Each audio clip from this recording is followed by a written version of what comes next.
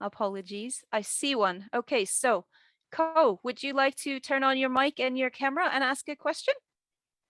Yeah, hi. Hi. I have a question for Dave about the rescue center. Dave mentioned that you build the macaque enclosure near a tree, or you plant trees, and that will attract insects, but it will also attract snakes and predators. Maybe that will also can cause harm to the macaques. How do we manage the snakes situation? Thank you. I've got a feeling I might be Dave. Is that correct? Oh, hang on. Hi, yeah, your camera, great. Yeah, cool. Am I visible? I've just turned everything on. Yeah, this is what I mean about different situations for different centres. Where that centre is on the outskirts of Hanoi near the airport. So it's mostly concrete around the cages, just with these trees built in. So there isn't much snake habitat there. So it's not a problem that we've had to come up against, really. That's all I can say about it. To be honest, I've not had to do snake management in those centres. So I'm not really the one to answer it, I'm afraid.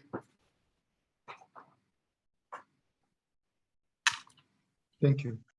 Okay. That's all right. I didn't really help, but that's okay. But that's true. I mean, everything is situational across all of these things. And I think during the workshops that we're going to have in a little while, one of the main things that we're going to be looking at is different people's experiences as defined by where they are and the context that they're working in. So that works.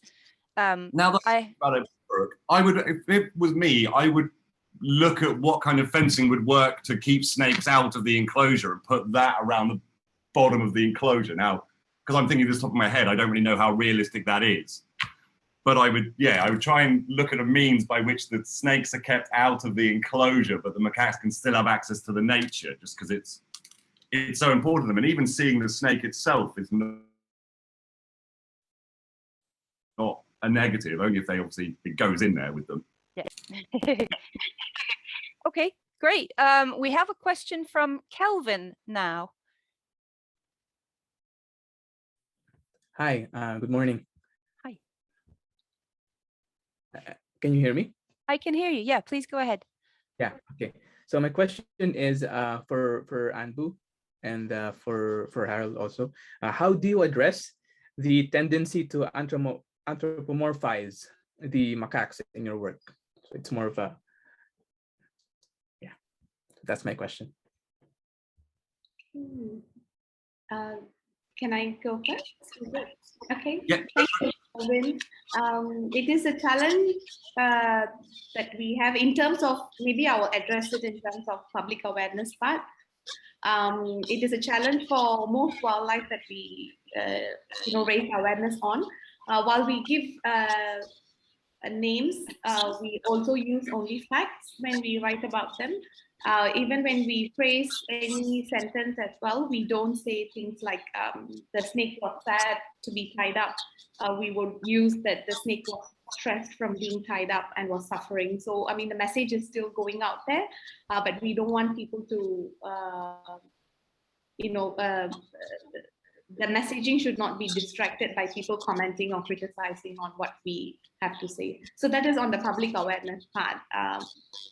For the caring part, our operations do not have such extensive ones like what Harry was sharing just now. So usually we have maximum maybe 1 or 2 under rehabilitation, because the majority of our animals under care are like usually other mammals or birds and reptiles. So we don't have that issue. We always have a barrier in terms when we care for these animals. Thank you. Cool. And then from our side, like my side is the husbandry and working with keepers and not so much public awareness.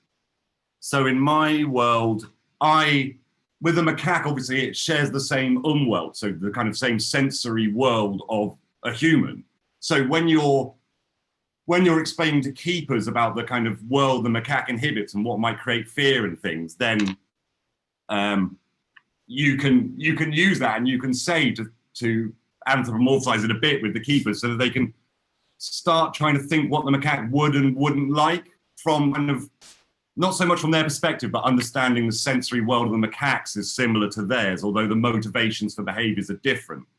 So I suppose the key is that to anthropomorphize where there are similarities to help with the understanding, but then also to explain where those differences are because of the behavioral and evolutionary ecology of the macaques. Thank you very much for your answer. Very helpful. No worries. Thank you. Felicity, you have a question. Yes, thank you. I got to lower my hand. Okay. I'll lower, yeah, you got it. Oh, thank you. This is a question for Harold. I'm very impressed with all your flexibility in caging and all your innovation. And I think that's really marvelous to do, but how do you fund that? You say you're working in the government rescue centers. We have, I work in Malaysia and we have government rescue centers and we don't have sort of materials budgets. So I was wondering how you work with that.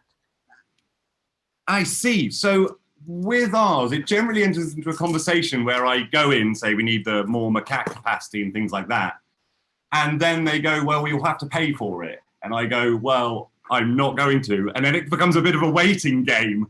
And from that, you can get, from that, then the government, well, then they kind of fold and go, okay, right, we're building it. And then if you explain, in my sense, like when I explain the image of the centre, the bettering of welfare, how they can then do communication from their centre to advertise their good work because they'll no longer have the criticisms from the poor conditions and things like that, then it generally, the Vietnamese government are quite accommodating with it. So in a couple of those shots, Animals Asia did fund part of it, but it's kind of case by case, really. And the Vietnamese government, I have a lovely director in that government rescue centre who really shares my vision, and that helps quite a lot with him applying for funding. How he uses the budgets therein is, he's kind of on my side, so he can make it work.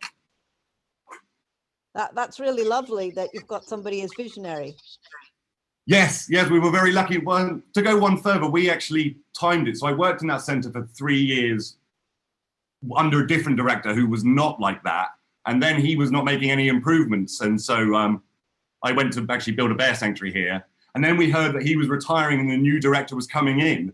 So that's how I came to Animals Asia. And we got in there 6 months before the new director so that we could be like, hello, we've been here for ages. I've got such a vision to help you with your centre. And what do you want? And then converge our two opinions about that. So yeah, that was how that came about. But yeah, I am lucky. Anbu, do you have anything to say with that question, or shall we ask Lisa what her question is? I think we are good to go with Lisa's question. Okay, great. Lisa, would you like to ask? I would. So actually, this goes to both of the presenters. So you each have staff that are working hands-on with the macaques. And so what kind of information do you offer them as far as their own safety? And how are you juggling some of the infectious disease threats that we know that both the humans can pass to the macaques as well as macaques can pass to the staff? Who shall go first? Harry, you gonna go? Yeah, I can go. So I don't actually, as I say, I work in government centres, so I don't actually have any of my own staff. They are all government staff, and all of their safety protocols come out from the government, I suppose. And so that is the main safety protocols of the centres I work in, is all down government legislation and stuff like that of what is safe, what is not safe. Where there are errors in that, I help out to try and increase it.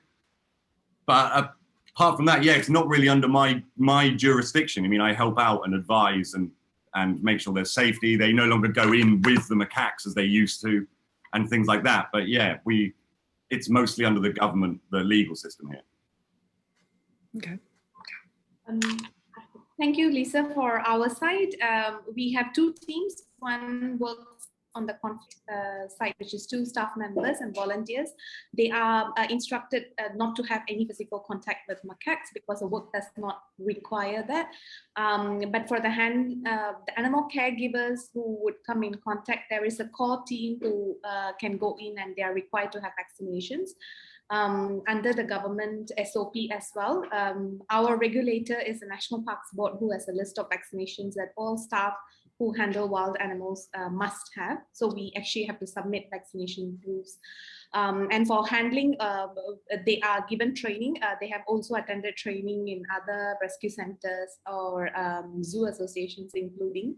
So they are given training in terms of handling, restraint, and take precautions. And for volunteers, because like many of the rescue centers, we also engage volunteers. We work on a very skeletal staff structure. So volunteers play an important role, but for macaques, any animal who can bite, we don't allow volunteers to directly handle. They can only go in and clean after we moved the animal to the holding area. So, so that's the only thing that we could do to prevent any direct contact. Thank you. Thank you. Oh, one more thing I should probably add is again, we use the design to try and, sorry, you reminded me of that. We use the design to try and minimize the handling of macaques, like the socialization cages, they all link to everything else in the center. So you never actually need to handle the macaques. You can transfer them constantly by everything linking together, all the different types of cage. Sorry, you reminded me of that. Outstanding. Okay, we Brooke, have. Brooke, Oh, yeah, sorry, Dave, can I, sorry, just to jump in, Sure. Dave from Animals Asia, just to add to that as well. And like, I'm in the fortunate position of managing Harry and that project. And Harry's right in that, obviously, for that particular project, then we're down to what the government regulations are. But we're also in a fortunate position to have another project or a couple of projects in Vietnam where we do have more oversight in terms of or control on the actual contact with keepers and the macaques. So we have set up a safe system of working, or we're in the process of setting up a safe system of working for those employees that are our own employees that we contract to work. So in the Ốc Đôn National Park, there's another national park which we have a small number of macaques which we oversee. Then we are able to set up a more kind of controlled system of what keepers should and shouldn't do in and around those macaques, and some of the dangers that they may face in terms of being in contact with the macaque. So I guess it was really just to say, obviously, I think those documents are useful in terms of documenting what the threats are and then passing that on to the staff when you're in a position that you can directly manage those staff and what they do, and you can directly control those situations. In the situation that Harry's in Soxon, then it's different because the staff are directly managed by somebody else. So obviously it's only sort of advisory that we can then pass on that information. I just thought that was maybe useful to add. Excellent. Thank you, Dave. That's great. I now don't think we can get every single question because of time.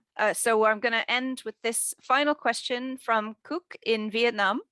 And it's a question for Anbarasi. And the question is, can we reduce the movement of monkeys into human residential areas by planting more fruit trees in their habitat in the forest? We can combine the ideas with many activities such as stopping to feed macaques and so on. Anbarasi, have you got that? Yes, thank you, Sarah. And for this question, it has been something that was discussed before. Maybe I can share from Singapore's perspective, because the habitats are so fragmented here. The macaques who actually move from one pocket of habitat to another are transient males or sometimes even females as well. So it's a natural process where they leave their troop to go and mix with another troop, and they cross through the urban areas during this period. So even if we plant more trees, I think the transient individuals' movement we cannot prevent or minimize. So we focus a little bit more on preparing the public to be prepared for wildlife encounters. But there has been some effort on removing or pruning the fruit trees in certain residential areas. So that has actually reduced, minimized the raids, house raids by monkeys.